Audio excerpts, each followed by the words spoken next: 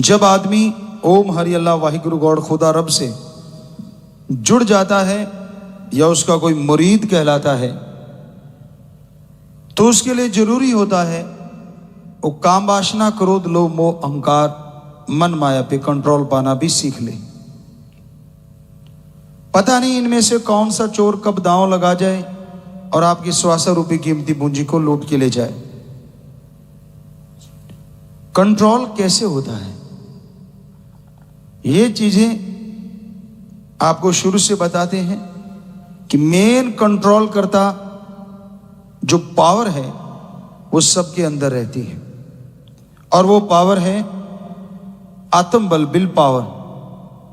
उस आत्मबल से आप अपने तमाम विचारों को, तमाम बुरे ख्यालों को बदल के असीम शांति हासिल कर सकते हैं। पीस ऑफ माइंड, दिमाग की शांति यहां पे होगी, सफलता उसके कदम जरूर चूमती है। हर इंसान की टेंशन अलग अलग तरह की होती है। छोटा बच्चा है, उसको टेंशन शुरुआत में होती है मां का दूध। बड़ा हो गया टेंशन होती है खिलौना, कपड़े। पड़ोसी बच्चे के पास ज्यादा है तो वो चक्कर पड़ गया। धीरे धीरे टेंशनें भी बढ़ती हैं जैसे जैसे इंसान बढ़ता चला जाता है। अब स्कूल में जाने लगा, पुराने टाइमों में तो टीचर का डंडा, आजकल लिखा हुआ नोट मां बाप के हाथ ना चला जाए। टेंशनें बस ये सीमित हैं। पढ़ाई में इतने नंबर लेने मां बाप कह देते हैं, एक और टेंशन। मां बाप का फर्ज है कहना, तो आपकी भी हिम्मत होनी चाहिए कि उस फर्ज को अता करके दिखाएं, उससे बल्कि आगे निकल जाएं। पर टेंशन नहीं।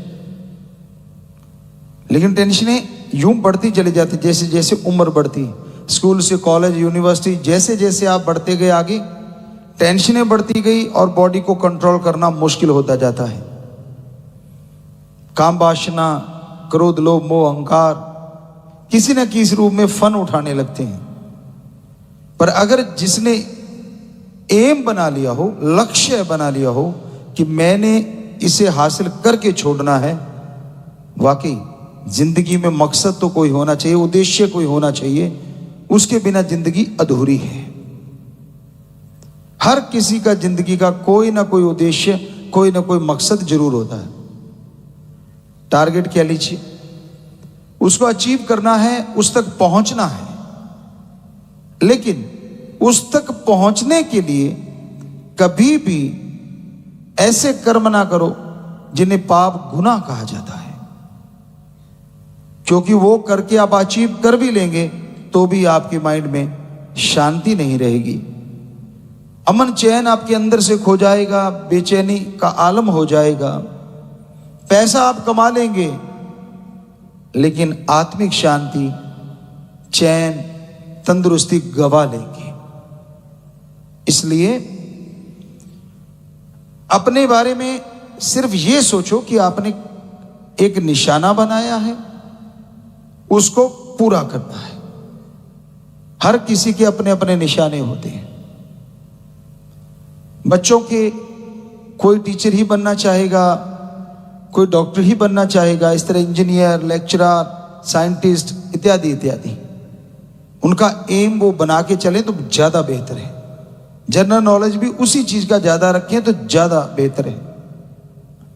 वैसे दिमाग सुपर कंप्यूटर को बनाने वाला है, बहुत पावरफुल है आदमी का दिमाग, बहुत पावरफुल। इस्तेमाल करना आ जाए, इसको चलाना आ जाए, और जो इसका सही इस्तेमाल करता है, यकीन मानो वो हमेशा बुलंदियां छूता रहता है, मंजिलें उसकी तरफ चली आती हैं।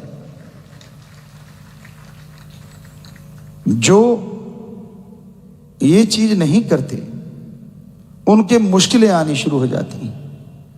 एमलेस जिंदगी, उद्देश्यहीन जिंदगी कोई जिंदगी नहीं होती। उद्देश्य तो बुरे भी होते, कई वो एम बना लेते हैं कि मैं ये अचीव करूंगा। ये नहीं होना चाहिए। इसलिए हम हमेशा कहते कर्मयोगी के साथ ज्ञान योगी पहले होना जरूरी है, कि जो भी कर्म करने लगो उससे पहले आपको पता हो कि इस कर्म का मतलब क्या है। तो गृहस्थ जिंदगी में जब आप जी रहे हैं, बचपन में जी रहे हैं, जवानी में जी रहे हैं, ब्रह्मचार्य में, तो ये चीजें लाजमी होती हैं कि आप एम लेके चलो। हंसना खेलना कोई बुरी बात नहीं, अच्छा है। आपका उद्देश्य आपको जल्दी मिलेगा क्योंकि दिमाग फ्रेश रहता है। पंजाबी में एक कहावत है, पुराने समय सुना करते थे, हंसदे देखकर बसदे। उसकी वजह है, मान लीजिए कोई भी परिवार में से जाता है बाहर और जब वापिस आता है थका हारा, काम धंधे निपटा के, और आगे से कोई रोने वाला चेहरा मिल जाए तो बेचारे की थकावट दुगनी हो जाती है। और ऐसा थक हार के या काम धंधा करके, चाहे वो दिमाग का चाहे शरीर का, कोई घर में आता है और सामने जो आपके परिवारजन है हंसते मिले, पानी का गिलास कहीं पेश हो जाए तो पूछो मत। चलो इतना नहीं तो कम से कम चेहरे पे मुस्कुराहट तो ला ही सकते हो। यकीन मानो थकावट आती रह जाती है। ये अपनों में एक अनुभूति होती है, एक खुशी की लहर होती है। तो इसलिए भाई बहनों, जो भी आप में से नौकरी करता है या दोनों ही करते हो, तो चलो जब भी इकट्ठे हो कम से कम खुश हो के तो मिलो। परेशानियों के लिए बाकी टाइम पड़ा है उसको हल करने के लिए। कई तो उठते ही टूट पड़ते और जब तक सोता नहीं टूटते ही रहते हैं, नींद नहीं आती जब तक। बेचारे जाएं तो जाएं किधर, कोई रास्ता ही नहीं मिलता। और कईयों को बिना वजह ही टेंशन है। एक कहावत पंजाबी की बार फिर ख्याल में आ गई, लंडा चिड़ा पहाड़ा दा साथी। कि पहाड़ी एरिया में रहता, ऊपर ज्यादा उड़ा नहीं जाता, ठीक है थोड़ा उड़ लेता, अपने दायरे में रहता है, उसको भी टेंशन। किस बात की भाई? शरीर की टेंशन। मालिक ने एक दिन ले जाना है, तंदुरुस्ती रखो, एक्सरसाइज करो। वो चाहे तो कहीं भी घूमते रहो, बाहर नहीं बांका होने देता, और वो चाहे तो सोते को बाहर ले जाता है, एक पल में उड़ा ले जाएगा। अगर वो उड़ा ले जाता है तो फिर आप कैसे रोक लोगे उसको? किस बात की टेंशन आपको? शरीर में कोई परेशानी है तो बूस्ट करो ना अपने विल पावर को कि हाँ कोई बात ही नहीं है, राम जाने उसका काम जाने, हमने जिंदगी उसको सौंप दी, वो जैसे रखेगा रखेगा, अपने तो कर्म करते रहना है, टेंशन फ्री। पर हम हमेशा कहते हैं कि 10-10 बजा के रखा करो। आपने कभी पुराने टाइम से देखा होगा, घड़ी कोई भी दिखाई जाए उसकी मशहूरी दिखाते हैं ना, तो उसे 10 बजे होते हैं। कुछ तो घड़ी का नाम भी दिख जाए इस वजह से, क्योंकि 12 या बजते हैं वहां पे एक नाम भी लिखा होता है, नीचे भी लिखा होता है कि सुइयां ऐसे ना जाएं। पर सबसे बड़ा कारण हमें जो लगा, अपने अपने तरीके से निकालते हैं कि हमेशा मुस्कुराते रहो, खुश रहो। क्या ये संभव है गृहस्थ जिंदगी में? या कड़े क्लेश का तो पता नहीं कब शुरू हो जाए। दाल रोटी के पीछे झगड़ा, कपड़े लत्ते के पीछे झगड़ा, बाल बच्चे के पीछे झगड़ा, और सबसे बड़ा झगड़ा ईगो का झगड़ा, मैं कम नहीं, मैं कम नहीं, और झगड़े शुरू हो जाते हैं। तो गृहस्थ जिंदगी को दूसरे शब्दों में समझौता भी कहते हैं आज के युग में, कि एक अगर गुस्से में है तो दूसरे को चाहिए कि वो शांतमय तरीके से उसकी बात सुन ले, जब वो ठंडा हो जाए तब उससे बोले कि भाई ऐसी तो कोई बात नहीं थी। अगर दोनों ही भड़क गए, अब 2 तारें अगर लगा दोगे करंट की तो आपस में चिंगारियां निकलती हैं, और वो चिंगारियां घर को तबाह भी कर सकती हैं, क्योंकि गुस्से में आदमी को खुद ही नहीं पता चलता मैं क्या बोल गया। तो कंट्रोल करना सीखो, सुमरन करो। जब भी ऐसे उत्तेजित आपको महसूस हो कि मैं उत्तेजना की तरफ जा रहा हूं, तो पानी पी लो, ऐसा करने से यकीन मानो 50% तो कंट्रोल उसी समय आ जाएगा। नॉर्मल पानी सर्दियों में रूम टेम्परेचर, वैसे रूम टेम्परेचर पानी सबसे बढ़िया होता है, पर सर्दी में चलो ज़्यादा ठंडा हो जाता है, थोड़ा सा गर्म करके पी सकते हैं आप। बॉडी टेम्परेचर के अकॉर्डिंग पानी रखो और भी अच्छा होता है, क्योंकि बॉडी में टेम्परेचर मेंटेन है। थोड़ा ठंडा लोगे तो अच्छा लगेगा, ज़्यादा गर्म लोगे तो चाय बन जाएगी। तो ठंडा पानी, नॉर्मल पानी पी लीजिए, तो गुस्सा काफी हद तक आपके कंट्रोल में आ जाएगा। तो गृहस्थ जिंदगी जीते समय समाज का ख्याल भी रखना होगा, परिवार का ख्याल रखना होगा। सबसे पहले आप अपने बुजुर्गों का सत्कार करना सीखो, और बुजुर्गों आप अपने बच्चों के सिर पे प्यार से हाथ रखना सीखो। हमने मुहिम चलाई थी कि सुबह उठ के अपने बुजुर्गों के पांव के हाथ लगाना है, और बुजुर्गों ने आशीर्वाद देना है अपने बच्चों को। तो ये हमारी संस्कृति है, ये सभ्यता है, और यही एक गृहस्थ जिंदगी का अंग भी है। ऐसे ही काश आप समाज को भी देखें। आपकी बहन है, आपकी बेटी है, तो समाज में जो विचरते हैं, क्या कभी इस निगाह से उनको देखते हो? देखना चाहिए। हम उम्र बहन के समान, बड़े माँ के समान, और छोटा अपने छोटे भाई या बच्चे के समान, ऐसा ट्रीट करना चाहिए समाज में भी। हाँ, आपकी शादी होगी, आपके लिए जो चुन दिया जाएगा, हम नहीं कहते उसे आप बहन कहो। कई हमारे सज्जन कह देते हैं, गुरुजी मेरे घरवाली बहन कह रही थी। नहीं यार, ये घरवाली बहन भी है और घरवाली भी है, ऐसा नहीं ठीक लगता। आप यूं कहें कि गुरुजी मेरे घर से जो है वो कह रहे थे या कह रही थी, तो समझ आ गई। पर हमारे मस्त महकमा होता है, पिताजी मेरे घर वाली बहन। अरे भाई, ये तो हमने देखा है, एक तिथि त्योहार होता है, राजस्थान में देखा था, हमें नहीं पता वो कौन सा है। उस दिन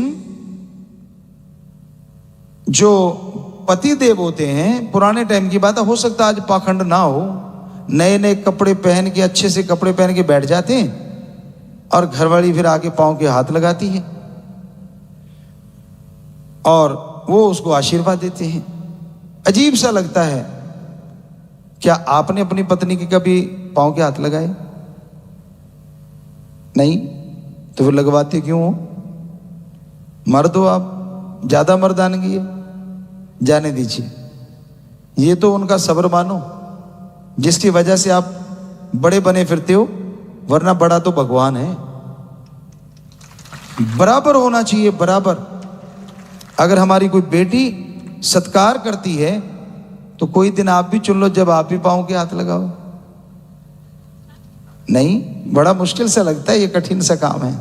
पुरुष प्रधान समाज है, यहां बेटियों से, पत्नियों से, हर आदमी अपनी अपनी पत्नी से उम्मीद रखता है कि पांव के हाथ लगाओ, लेकिन खुद लगाने में तो यार दोस्त क्या कहेंगे, जोरू का गुलाम है।